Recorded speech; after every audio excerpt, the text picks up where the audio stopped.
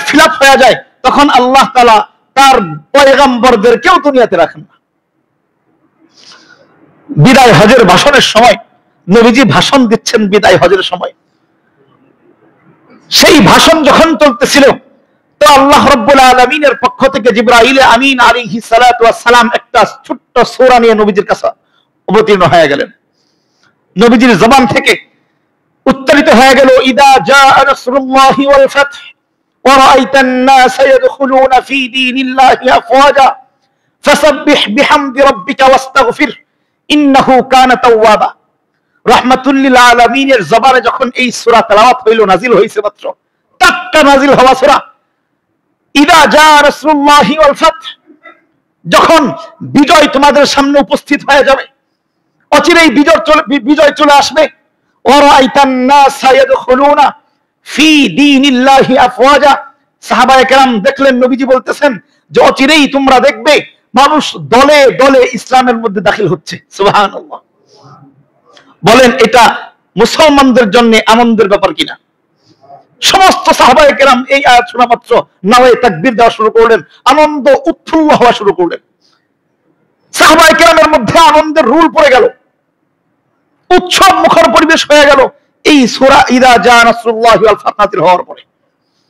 সমস্ত সাহাবায়ে কেরাম যেখানে আনন্দ উল্লাস করতেছেন, তাকায় দেখেন পাশেই এক সাহাবী, নবীজির দরদে সাহাবী, বিচক্ষণ সাহাবী হযরত আবু বকর সিদ্দিক রাদিয়াল্লাহু তাআলা আনহু জারজার হয়ে কাঁদতেছেন, জারজার হয়ে কাঁদতেছেন।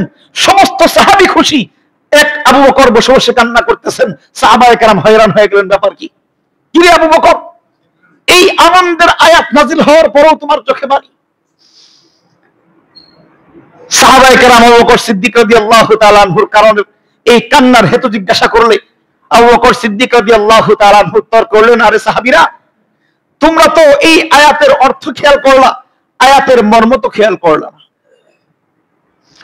আয়াতের অর্থ খেয়াল করলা যে অচিরেই ইসলামের বিজয় আসবে, অচিরেই দলে দলে মানুষ ইসলামের মধ্যে, ইসলামের ছায়াতলে প্রবেশ করতে থাকবে, তোমরা এতটুকু খেয়াল করলা। তোমরা তো এই আয়াতের এই সূরার গভীরে ঢুকে দেখলা না, এই সূরার গভীরে কি আছে? সাহাবায়ে কেরাম বললেন, বলেন তাহলে গভীরে কি আছে? আবু বকর সিদ্দিক রাদিয়াল্লাহু তাআলা আনহু স্পষ্ট করলেন, আরে সাহাবীরা, আল্লাহ তাআলা তো তার পয়গম্বরকে পাঠান শুধুমাত্র ইসলামের জন্য, দ্বীন পূরণের জন্য পাঠিয়ে দেন, দ্বীনের টার্গেটে পাঠিয়ে দেন। যদি দ্বীনের টার্গেট ফিল আপ হয়ে যায়, দ্বীনের উদ্দেশ্য যদি পূর্ণ হয়ে যায়, ইসলাম যদি পূর্ণ হয়ে যায়, তাহলে আর পয়গম্বরের দরকার কি? তাহলে তো রাসূলের দরকার নাই। তার মানে তোমরা এটা স্পষ্ট বুঝো, আল্লাহ তাআলা জানায় দিলেন ইসলামের বিজয় কাছে, তার মানে নবীজির বিদায়ও কাছে, ইসলামের পূর্ণতা কাছে, তার মানে আমাদের নবী দয়াল নবীর বিদায়ও কাছে। আবু বকর সিদ্দিক রাদিয়াল্লাহু তাআলা আনহু ব্যাখ্যা শোনার পরে সমস্ত সাহাবায়ে কেরাম কান্না শুরু করছেন। আমার বুঝানোর মাকসাদ, আল্লাহ তাআলা পয়গম্বরদেরকে, এমনকি রাহমাতুল লিল আলামিন শ্রেষ্ঠ নবীকে পাঠানি শুধুমাত্র ইসলামের জন্য। আমরা তো অনেক দূরের মানুষ, তাহলে আমাদের টার্গেট কোথায়? বলেন, দুনিয়া না আখিরাত? আখিরাত।